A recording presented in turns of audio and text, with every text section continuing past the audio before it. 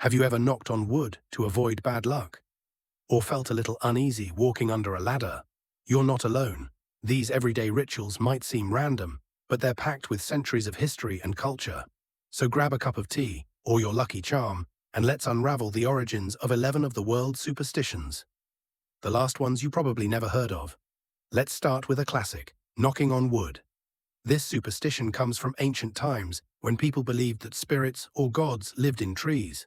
Knocking on wood was a way to call upon these spirits for protection or to thank them for their blessings. Some cultures, like the Celts, believed that trees had magical properties and that knocking would drive away evil spirits. Even though we're far removed from those beliefs today, the habit stuck around. So the next time you knock on wood, you're carrying on a tradition that's thousands of years old. Ever heard that breaking a mirror brings 7 years of bad luck? This one's got a spooky origin.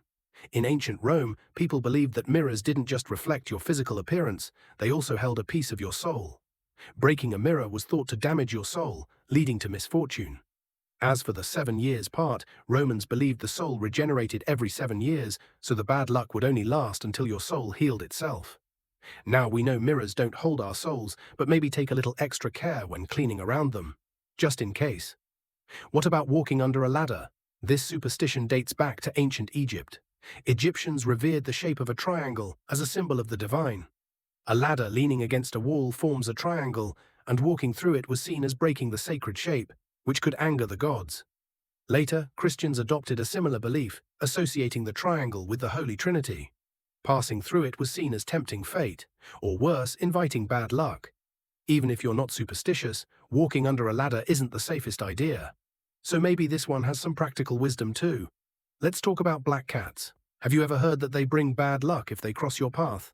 This superstition dates back to the Middle Ages in Europe. During that time, black cats were often associated with witches. It was believed that witches could shapeshift into black cats to carry out their dark deeds. Because of this, seeing a black cat was considered a sign of danger or misfortune. But here's the twist. In many cultures, black cats are actually seen as symbols of good luck. For example, in Japan, they're thought to bring wealth and prosperity. So next time you see a black cat, maybe give it a little nod of respect. And then there's the infamous Friday the 13th. Why does this date fill so many people with dread? The superstition around this date likely comes from a mix of religious and historical events. In Christianity, Friday is considered unlucky because it's the day Jesus was crucified. The number 13 is also considered bad luck because it disrupts the perfection of the number 12. Think of the 12 apostles or the 12 months of the year. The combination of Friday and the number 13 creates a perfect storm of superstition. Interestingly, some people fear this day so much that there's a term for it. Paraskevidekatriophobia. Try saying that 3 times fast. Let's not forget about spilling salt. Salt has been valuable for centuries, not just for seasoning food, but also for preserving it. Spilling it was seen as wasteful, and in some cultures, it was thought to invite bad spirits. Tossing a pinch of spilled salt over your left shoulder was a way to blind those spirits and keep them at bay. Today, it's more of a quirky habit, but it's fascinating to think about how something as small as salt could carry such big meaning. And here's a fun one: opening an umbrella indoors. Have you ever been scolded for doing this? This superstition dates back to Victorian England, when the newly invented spring-loaded umbrellas were a bit unpredictable. Opening one indoors in tight spaces often led to broken items, or worse, poking someone in the eye. Over time, this practical warning turned into a belief that it brought bad luck. But the superstition goes even further back to ancient Egypt, where umbrellas were symbols of the sun god. Opening one indoors, away from the sunlight, was seen as disrespectful to the deity and could invite divine wrath. Now here are 5 lesser-known superstitions.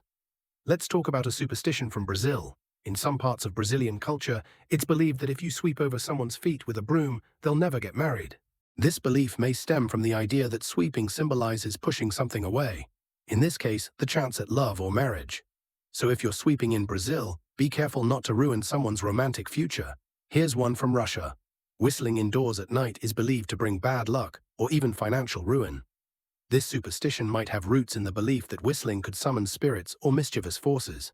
Some even think it could offend the household spirits, known as domovoi, who protect the home.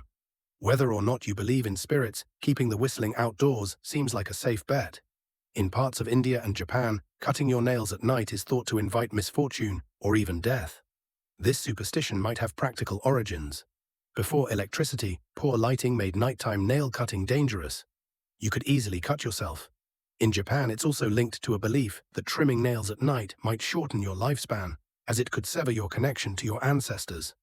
Practical or not, maybe wait until daylight to keep your hands and karma safe.